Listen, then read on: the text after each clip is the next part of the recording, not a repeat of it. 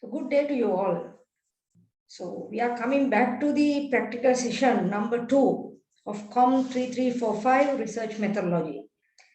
So in our previous session in the practical component, I explained to you how to search or how to make an idea about your research area, right? Not the problem, the idea about your research area. Okay, so I hope that you already completed with this activity 1, which we have given you in our session 1, practical session 1. So in there you are asking to identify your interesting subject area, and then identify your interest. Sorry, first you have to identify your interesting subject, and you have to identify interesting specific subject areas. And among those areas, you are required to find out the most interesting subject area to you. And then based on that area, you can put it into the Google Scholar and find out most recent articles published or most recent things that other scholars have been published based on your interest research study area. Then by looking at the 2-3 journal articles which are most recently published, at least 2020, 2021, so you can figure it out some interesting things from that articles, right? Now you are having some kind of knowledge regarding what sort of area that I'm going to conduct my study. If you are prefer with the accounting area, you might be searching about financial reporting, etc. Right? Then you come across with the problem like why company is willing to keep integrated sustainability and financial reporting. That is a question arising in your mind based on the articles published in Google Scholar. Okay, so you are having some kind of idea, right? Now in our session number 2, we will give one step forward, and I will show you some kind of articles which I have already downloaded, and I show you and I will guide you how to focus on your research problem based on that article's details. Okay, so still we are searching in Google Scholar. For in the next session, we will let you know how to do with the library websites and how to search with the other sources, right? We will let you know. But in here, if you find it from the Google Scholar account, so you do have some kind of 2-3 articles right now, right? At least 5 articles are important for you to finalize your research area, right? Okay, now let's see another example about the problem statement. So I will show you one write-up example, very small example regarding how to write your problem statement based on the prior studies acknowledgement, right? Okay, so therefore you have to refer the document in your LMS, which is called, the document called example for problem statement. I already uploaded that into the LMS, so you can refer it, and you can write your own problem statement based on that format, but don't copy it, right? Just follow the writing pattern of the problem statement. Okay, right? Let me share the problem statement with you.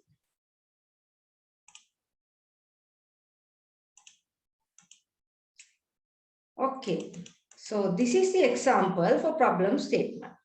So in my first session, I told you that my interesting research area is environmental behavior. So based on that environmental behavior, I search through the articles.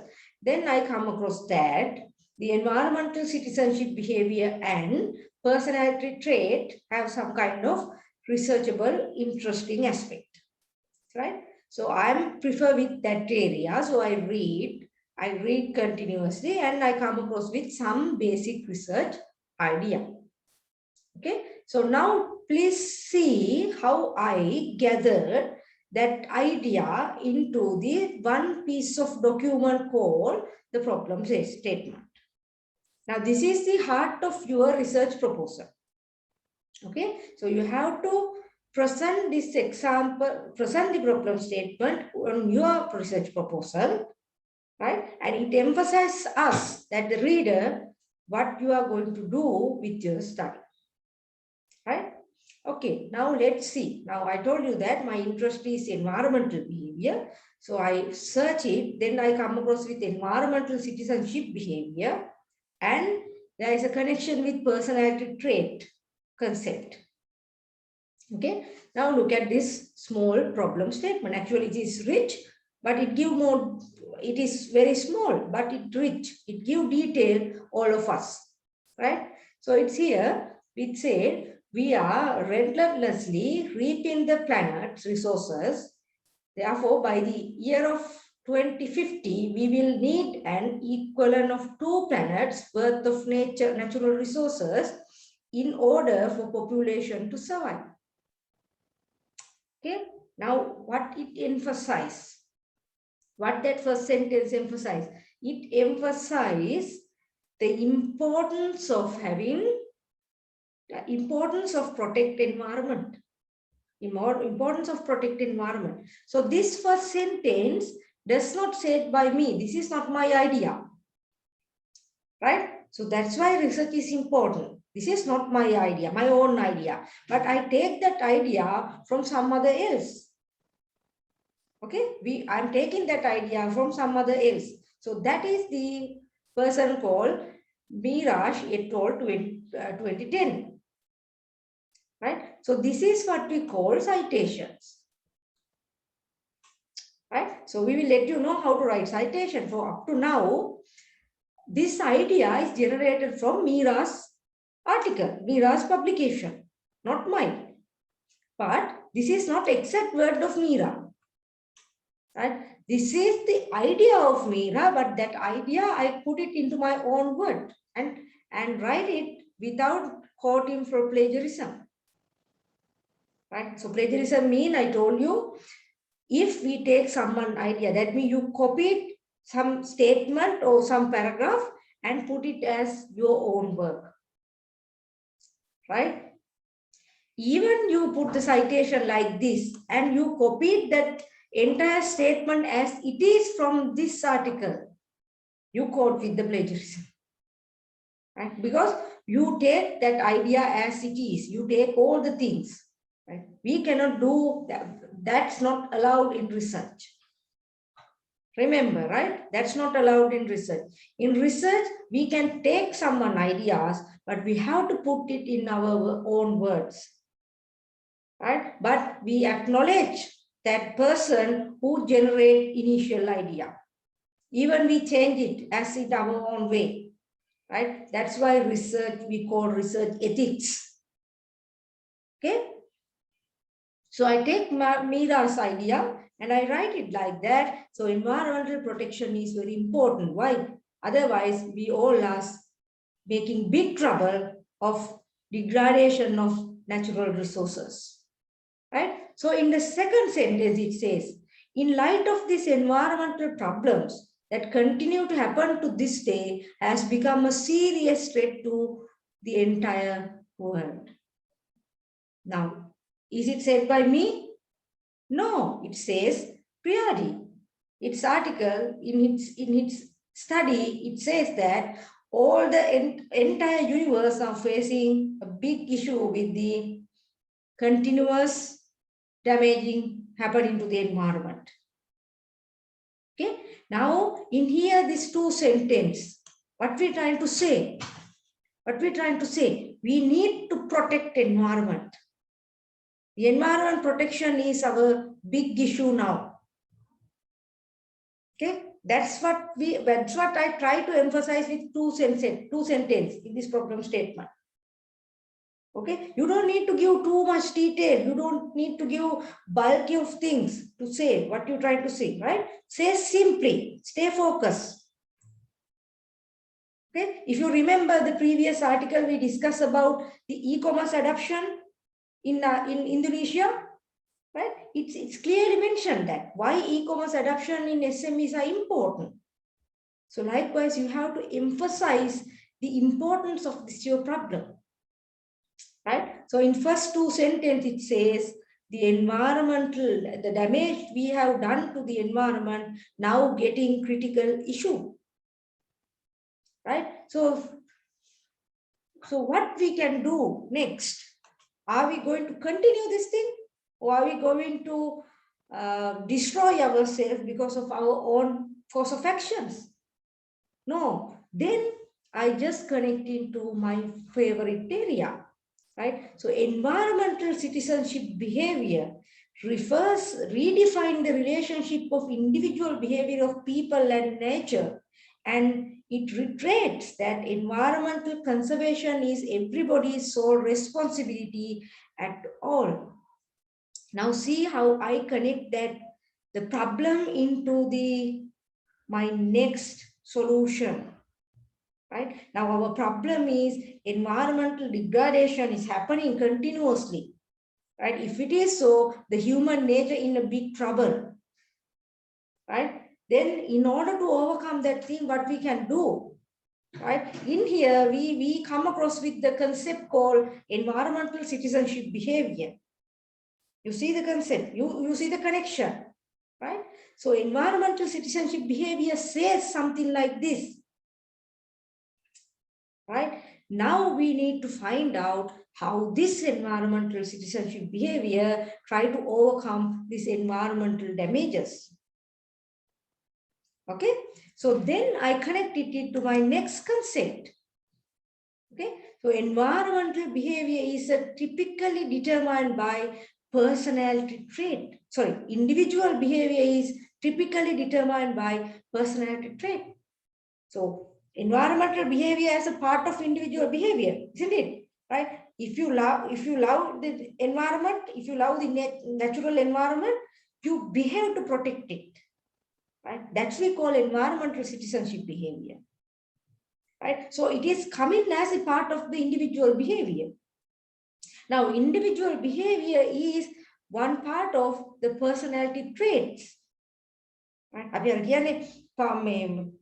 පෞෂ්‍ය ලක්ෂණ ඔය personality traits කියලා කියන්නේ මේ පෞෂ්‍ය ගතිගුණ. right? ඒ පෞෂ්‍ය ගතිගුණ වලින් තමයි පුද්ගලයාගේ behavior එක තීරණය වෙන්නේ. right? If individual behavior is determined by the personality traits, so how that personality trait influence to the environmental citizenship behavior? You see how we connect to each concept very consistent manner. Okay, first we talk about the environment issue.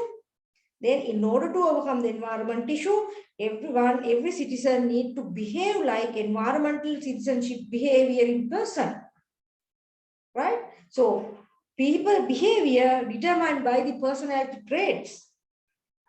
Right? So if so, how we can connect personality traits into the environmental citizenship behavior, which we can help to protect our environment. You see the connection. This is the style you need to write. That's why I put so much effort to emphasize this writing skill, this writing style. Right? So therefore, it's again says, now it's make another avenue. It says, the prior studies on environmental citizenship behavior and personality traits have been predominantly conducted among individualistic Western Europe and American contexts. So there are studies have been done regarding environmental citizenship behavior and personality trait with respect to developed contexts. Right? So I put evidences. Those are the studies done by the developed context, like European and American contexts. Right? These are the evidence. Right? And it again says, and the findings have been inconsistent across studies. What does that mean? So one study said, yes, there is a relationship between personality traits and environmental citizenship behavior. And some other study says, no, there is no relationship. There is no influence on personality traits on environmental citizenship behavior. Right? So then there is a gap. You see, there is a gap. This is the empirical gap. right? One part of the world, it's testable, it tested, but still result is not consistent, right? So we have avenue to apply that gap into our developing context. Okay, so it says then, so it's open the view to the reader, what is this study about? So it says investigating about personality traits and environmental citizenship behavior will be more fruitful if they are applicable in different cultural contexts. You see how we create the problem, right? So our main problem is environment issues, right? So we connect that environmental issues into the environmental citizenship behavior. So we argue that if people behave responsible to the environment, we can minimize the environmental damages, right? So how people behave? So people behave because of their personality traits, right? Then we want to find out how personality traits influence to the environmental citizenship behavior. Okay, so then we again build argument that the relationship or the investigation on ECB and personality trait has been studied in so-called developed contexts, that means Western European or American context. But this results still not consistent. So one said there is a relationship and one said there is no relationship. So this is why you need to find out some articles relating to your interest area. So you will get the different view on the same concept. Okay, so I get this idea because of these 3 studies. Right? So one says there is a relationship and one says there is no relationship.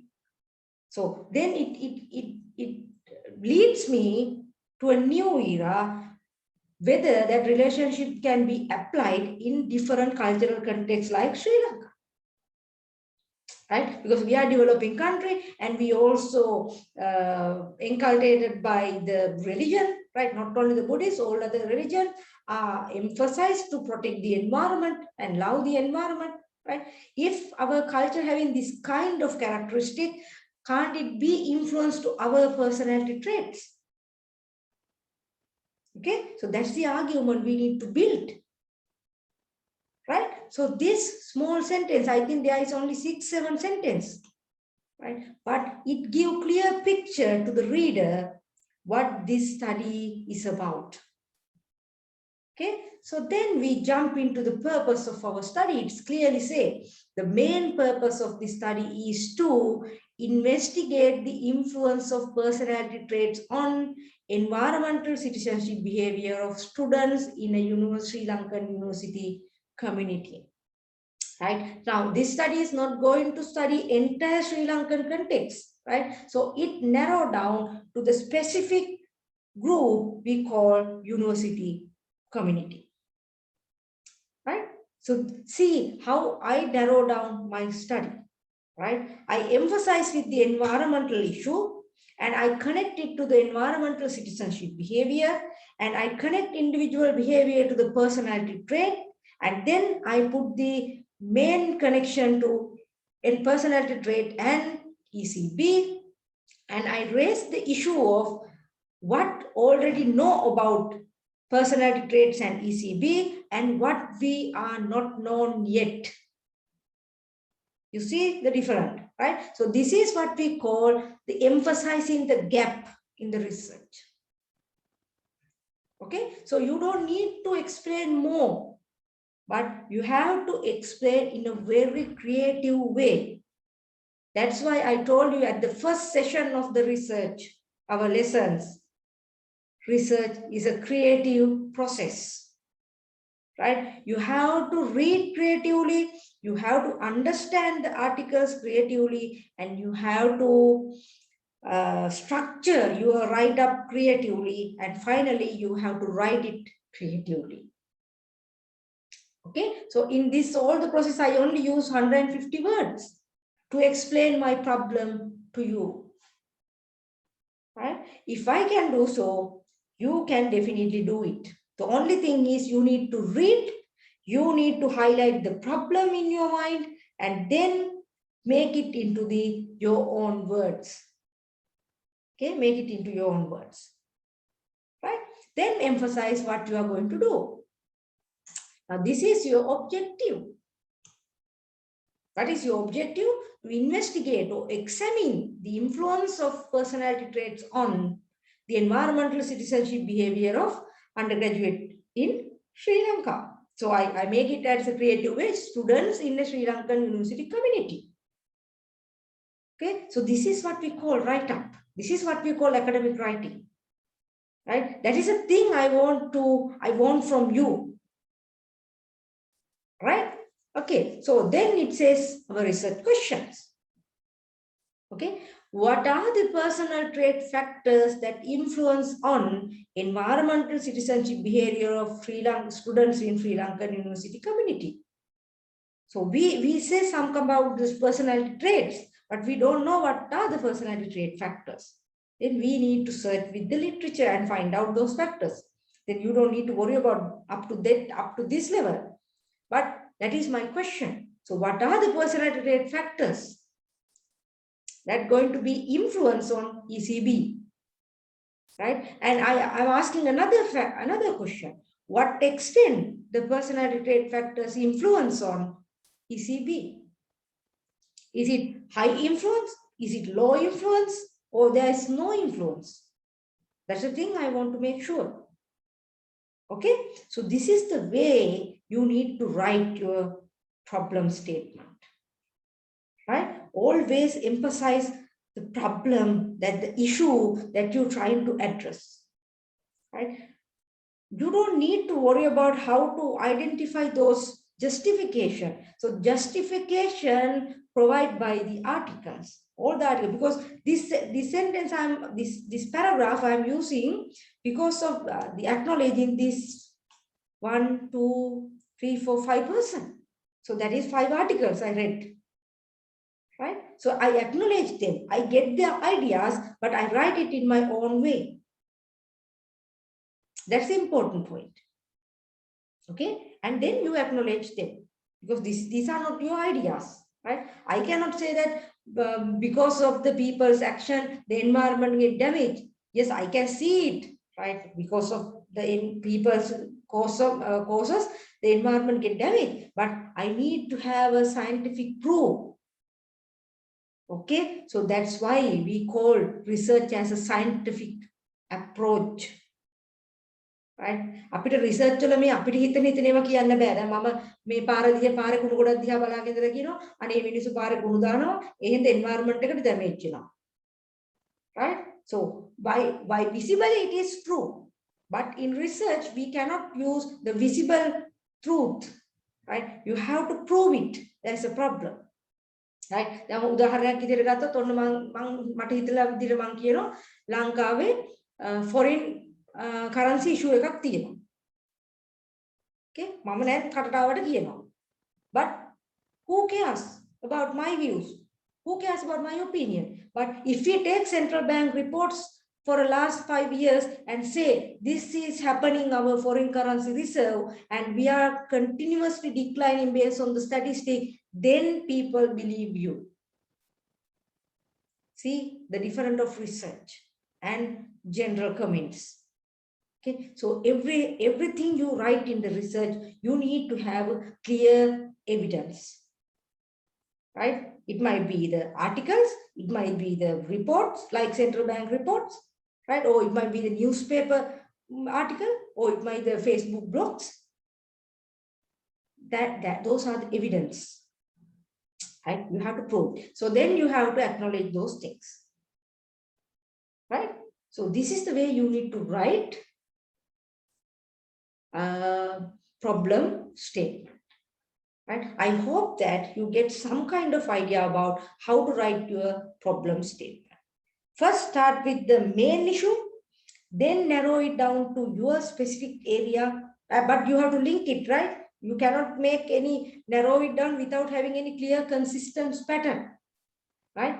Then make your research purpose, right? Then මේ වගේ argument එකක් හරි වැදගත්. දැන් අපි කියනවා මේ area එක other context වල study කරලා තියෙනවා, right? හැබැයි findings වල තියෙනවා inconsistency එකක්. ඒව තමයි gaps. ඕකට තමයි අපි කියන්නේ gaps emphasize කරනවා කියන්නේ. Right? So you emphasize gaps. Then you said it is required to investigate that factors into another different context and check whether that the prior studies are okay or not. අපි කොහොමද දන්නේ? developed countries කියන environmental citizenship behavior එකයි personality trait එක අතර සම්බන්ධතාවයක් තියෙනවා කියලා. හැබැයි අපි මෙහෙ ටෙස්ට් කරනකොට සමහරවිට ඒක එහෙම වෙන්න බැරි වෙයි. Right? So that is research. You research because already it's searching somewhere else, but you try to research it in some other context. This is why we call research. Okay, so take it right now. Then you read your identified interesting articles and try to figure it out like into this kind of small para and emphasize what you are going to do with your study. Okay, right. So let's get back to our slide. Now it says we refer the problem statement. I already download that statement into the LMS, so you can refer it. Right. Then see some more example about how to gather the problem based on the article. Right. Okay. I will show you some article again. Right. Now this is another type of example. You can see. Right. So this study is about, right? Now this study is about COVID-19 as an accelerator for developing stronger business. See the words they are using. Okay. See the words. And identify the creativity in generating titles. See, COVID-19 as an accelerator for developing strong or stronger business. It might be strong, but more high, stronger business. Insight from Estonian small business firm. Right? It emphasizes on German companies and particular area in Germany. Okay. So then look at the abstract. Look at the abstract. And if you feel it is interesting, right? Now, by looking at the title also, we can feel something like this is about the survival of these small firms during COVID-19, right? So then it says the COVID-19 has hit us all unexpectedly. See how it write, right? Nevertheless, this pandemic requires decisive actions, right? Even the crisis is there. We have to manage it. Taking this as a starting point, this empirical study investigate how small companies from Estonia have been coping with COVID-19 so far. So they try to find out how small firms survive during this pandemic period. Right? So this article contributes to the study of crisis management in general and crisis management in small firms. Right? So how it generate to the theory? So it generates new things to the crisis management theory as well as the crisis management in small firms theory. This is the important things. So while looking at the abstract 2-3 sentence, you feel that there is something for us to follow. So this is happening in Germany. Can't it be applied in Sri Lanka? That's the question you need to ask. So why it is important to Sri Lanka? Because 75% of our business, not only 75, more than 85% of our businesses are in small firms. So can't you see, don't you like to see how our small firms survive? What extent they fight with this pandemic period? And what are their strategies? So these are the things you need to think about as an undergraduate who are following management degree. Okay, so then introduction, you just see the coronavirus BCS, which has an infectious disease caused by the newly discovered coronavirus, which hit the world unexpectedly. So it says what happened to the world because of this COVID, right? So thus, compared with the previous external crisis that hit individual region or countries, the entire world is suffering from the new type of virus. Now, look at this in a new way, right? This is why creativity is important. Earlier, the crises are happening either individual country or some kind of regions, right? If you take the financial crisis, it's only happening in America and those related countries. Right? If you consider about SARS, it's only happening in that particular regions, right? But if you look at the COVID, the entire world suffering, right? After World War II, this is the most critical period that all of the communities are facing. Therefore, the survival strategies are now changed. The theory, what it says about crisis management may not be valid because of this entire world suffering crisis. And that's why now people are trying to look at the crisis management in the different perspective now. See how generate new ideas. Okay, so it says that nevertheless, the crisis requires immediate and decisive action by an organization, regardless of its size and type. So everyone try to survive, right? Even it doesn't matter about the large scale or small scale, but every organization who are profit oriented trying to survive. Okay, so they give the critical situation right now. They consider about COVID and they say it's severe impact of the entire world and its impact to the organization. Then among the organization, it comes to the small enterprises, right? They say that International Labour Organization highlight the global contribution of micro and small enterprises to employment creation, both in formal and informal community, informal economy. So they give the emphasis of why we need to focus on small scale business, because it generates more economic contribution than large scale organizations. Who says that? Not me, right? It says by International Labour Organization, 2019. So that is a source that evidence provide. Right? So this is I call, you need to provide justification for every reasons that you are studying in your research. Okay, so then first we started with COVID-19 and how it influences the business and why we need to focus on specifically small businesses. So we emphasize, right?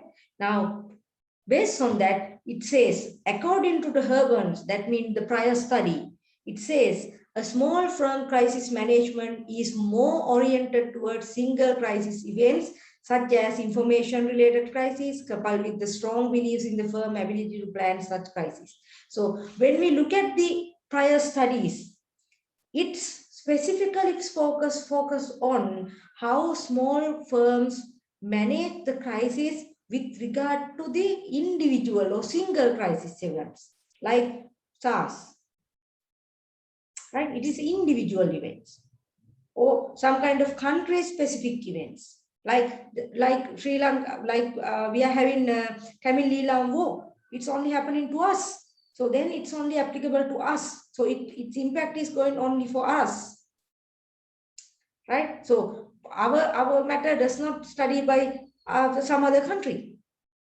It has to be studied by us, but it's an individual event. It's a single crisis event. But COVID is not a single crisis event. It is a multiple crisis event because it's not only the health issue, now it becomes a social and economic issues. Okay, so then how we know small firms survive during this kind of multi-crisis events, right? Multi-crisis events. So therefore, still our understanding of crisis management in small firm is limited. So it is limited. So there is a knowledge gap to fill. You see, so we have crisis management literature, we have crisis management theories, but those theories are limited to either large-scale companies or those theories are limited to single crisis events, right? But the addressing the multiple crisis events and crisis management strategies are still limited. You see how we raise the gap. See how we raise the gap. Okay, so having a closer look at the existing research on small firms' responses to different types of crises reveal a tendency to focus on either vulnerability or resilience of such firms. Right? So scholars argue that we need to focus on the crisis management of small firms with respect to this crisis like this multiple crisis. Right? So it's again says what I'm saying, right? The crisis management research tend to be conducted in large or multinational companies, which typically have their disposal both significant resources and dedicated crisis management teams. So large scale firms have their own crisis management teams because they have their own resources for that. But small firms, small scale firms doesn't have that much of rich resources, right? Then we are focusing on how small firm survival is very much important. What are the uniqueness of small firms to survive during this crisis? That's a question we need to ask ourselves. You see how we generate gaps, right? Generate gaps through one article. So I generate so many gaps through this article, right? So likewise, you can read this, then it says, against this background, the overall aim of this present study is to analyze how small companies react and cope with an unexpected crisis such as COVID-19. Now, this is the purpose of the study. You see, this is the purpose of the study. So based on the purpose, they are asking several questions. So those are research questions of the study. So it says, how have small firms, the business owners or whatever, they perceived the pandemic? How they perceive, how they control with the pandemic? Which approaches and measures have been taken to respond to the pandemic? Right? And how do business owners or managers expect the firm to be after pandemic? What are the post-crisis management events? What are the post-crisis management strategies they are going to apply? You see, the main purpose is to analyze how small firms cope up with unexpected crises, right? So based on that, they are asking three questions. They're asking three questions. How firms perceive the pandemic, that means how they view the pandemic, and what approaches they have been taken to respond to the pandemic, and how the business going to be managed with post-pandemic. See, these are the three questions they are going to ask. Right? So likewise, can't you develop your own problem statement like this? Right? So if I going back, so it says something like this. Where it started from COVID, right? And then it connect to the how it influenced the organization, right? Among the several organizations, the study specifically focused on small scales organization. So they give a justification for that. They give justification because of the International Labour Organization's evidence. Right? They provide the significant contribution generated by the small scale businesses, and that's why they need to study how small scale businesses survive during the COVID pandemic. Right? Then they give some another gaps. What they say? They said the crisis management literature specifically focuses on how businesses are managed with the single crisis events, right? But how businesses are managed with multiple crisis events like COVID, it's still under research area, right? Under research area. Not only that, they also argue that all the crisis management, most of the crisis management literature specifically focus on large scale or multinational companies which are situated in developed countries, developed contexts. But how small scale businesses survive in developing contexts or in small countries is still limited. It's still under addressable area. So then it is important to study, to analyze how small firms react and cope up with unexpected crises, unexpected multiple crises like COVID. Right? So based on that general objective, this study developed 3 research questions. It asks how firms perceive the pandemic, how they view the pandemic, how they identify the pandemic situation, how they behave with the pandemic, and what approach they take to cope up with the pandemic, and how do they expect to manage the post-crisis. See how we generate. Okay, so these are the things we expect from you to write as your problem statement based on your interest area.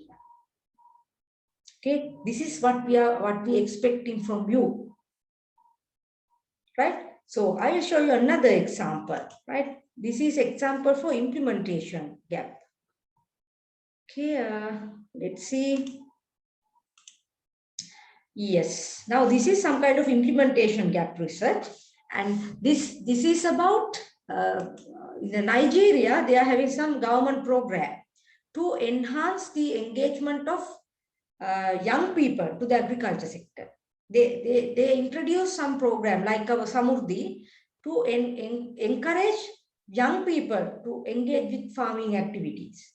Right now, this study is going to analyze the impact of that support system to the farm entrepreneurship in Nigeria. They try to find out whether that program make any influence to the farm entrepreneurship in Nigeria, specifically youth, specifically young generation adoption.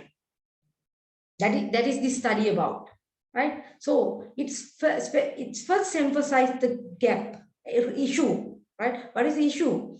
The younger generation farming engagement is low. We know that, right? So it says about agriculture statistics. So they give evidence like this, right? They give that.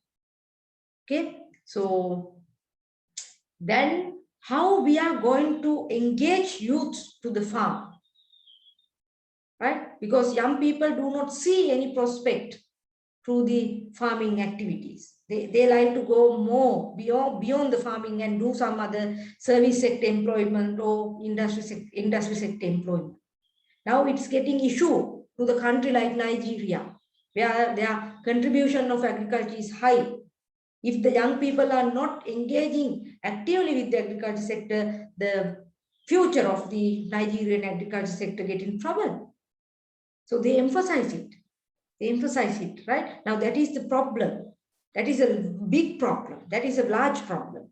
But in order to encourage youth to engage with agriculture sector, the Nigerian government introduced a specific scheme. They call it as a growth enhancement support scheme. Right? So that is the scheme. That is a program like our Samurdhi. The Samurdhi is introducing to reduce the poverty and enhance the living standard of rural people. But we still have in a question whether we are achieve that objective. Right? Likewise, that now Nigerian government introduced the scheme called Growth Enhancement Support Scheme to encourage youth to engage. Okay, so therefore, this study is going to see. Right. Now, this study is going to see whether this program is effective or not. Right. So the objective of this investigation, which were in line with these, is that government project relying on sustainable development goal. That means they try to find out the factors that influence the decision of rural youth participation in GESC program in Nigeria. They try to find out whether youth are actively engaging with this kind of program. Then they examine the impact of that program on rural youth adoption of new farming technologies. Okay, and they also need to determine the consequences of youth development in informal farm entrepreneurship in Nigeria. Right, so this is what we call implementation gaps. They are having a program, now they want to make sure that their programs is effective or not. Right, so likewise, you can do something like in our Sri Lankan context. Right, you can take the program and identify what is main intention of that program, and that program connected with the broad problem where that program going to address, and then commit to your main objective. Now, this study is starting from the main issue of Nigeria, not only the Nigeria, main issue of agriculture sector. That is a less engagement of youth in agriculture.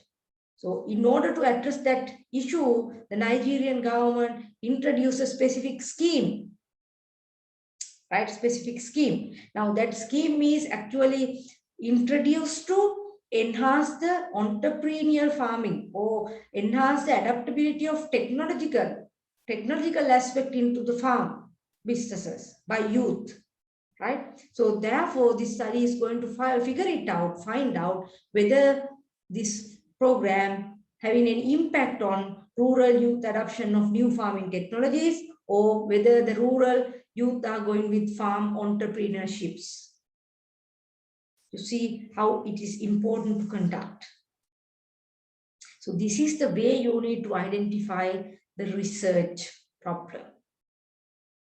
Okay, started up with broad picture and narrow it down with your interesting concept and put it as a research objective while connecting several things in consistent way. Right? If I recall your memory regarding my previous example problem statement, environmental citizenship behavior, I started up with environment issue.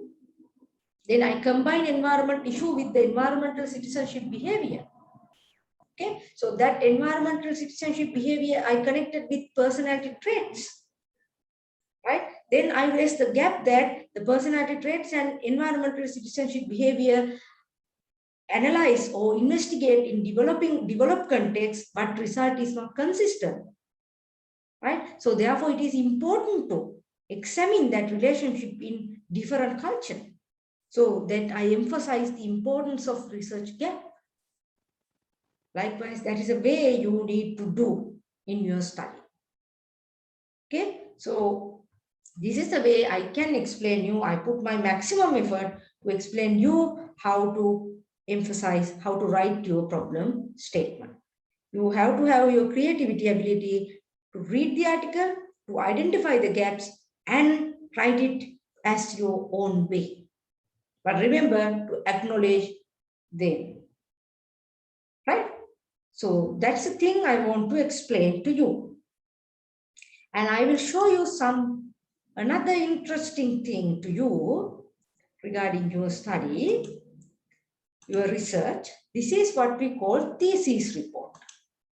Actually, this is the final outcome of your final year research. Right? Final year second semester, this is the final outcome of your independent study. Right? So in Google, you can find out the freely available thesis with respect to your study area. Right? With respect to your study area. Now, this one is related to, very recent one this one is related to social media adoption among small and medium enterprises. Right? Now, this study is about social media adoption of SMEs. Right? If you remember our previously discussed article, it is about e-commerce adoption of SMEs. Right? Now, this one is about social media adoption of SMEs. Now, let's see how they generate problem. Right? I'm not going to show you all the things, but let's see how they generate problem. Okay. Now, see the introduction. See the introduction.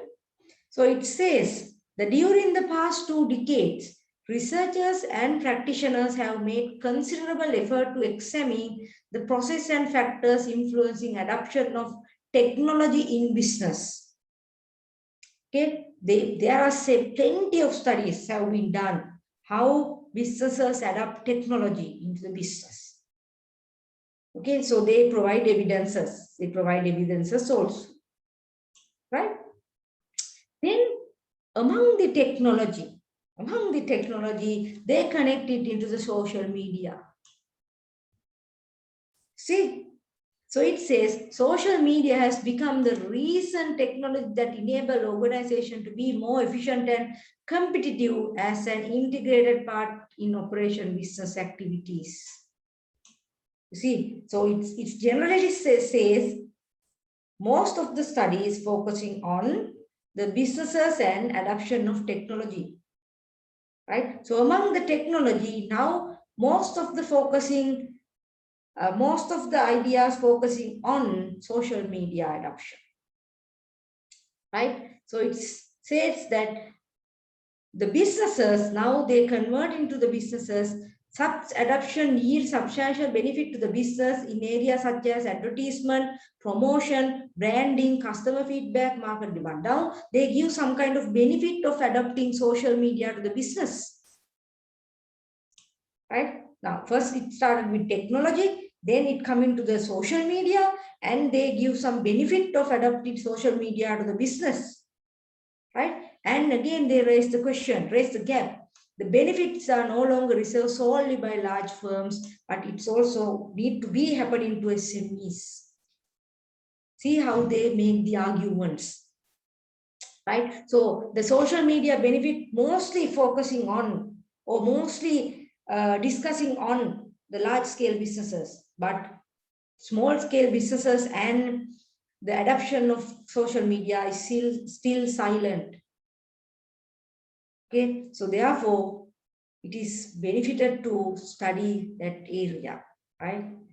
Okay, due to the change in nature and dynamics of mobile technology and work practices in the context of SMEs, understanding of social media adoption requires as an alternative research perspective. See how they connect. Why we need to focus on SMEs and social media adoption? Because of the advancement of mobile technology and work practices. See the connection. This is we call the consistency of writing, the clear flow of the writing, right? So it started with the general technology, then it connected to the social media, and then social media benefit to the large scale companies. Then it raised the question that if large scale companies take it, what will happen to the small scale businesses? Right? Then why small scale businesses need to focus on social media adoption? Because that SME is also adapted with mobile technologies and other advanced techniques. Right? Then it raised the question, it raised the purpose. This research aims to offer an alternative perspective theory to investigate the factors associated with social media adoption from technology approach, whatever, to the social media enterprises. Then this study tries to find out what factors cause SMEs to adopt social media. Right? So that's the way, right in the problem statement. Okay, so this is actually your introduction chapter in the thesis report, in your proposal. Okay, so everyone, and now I put my great effort to explaining you how to write your problem statement, right? So therefore, first you have to complete your activity 1 in our practical session 1, right? Then read the article you interested, right? Then what I discussed with you previously with the articles like small businesses and COVID pandemic, right? And implementation 1, the Nigerian government scheme and youth engagement in agriculture. Likewise, you develop your problem statement like what I have developed in here.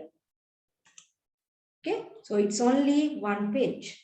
It's only one page, right? First, emphasize the importance of your study, right? Starting from general thing, then narrow it down to your key concepts and emphasize the gaps in previous literature and why your one is important, and then write your main purpose. Based on the main purpose, you can write your research questions. That's the thing I want to discuss with you in practical session 2. Right? Now, remain time, please use for your practical component, right? And complete your problem statement and send to us. We will let you know the deadline of the, problem statement assignment uploaded. Okay? So then, good luck with your study. If you have any issue, anything that you are not clarified with your research area, please contact me or either me or Sachin sir. Then he and myself are very much happy to help you with your initial steps. So then, good luck with your study and see you next time with the more searching techniques of articles.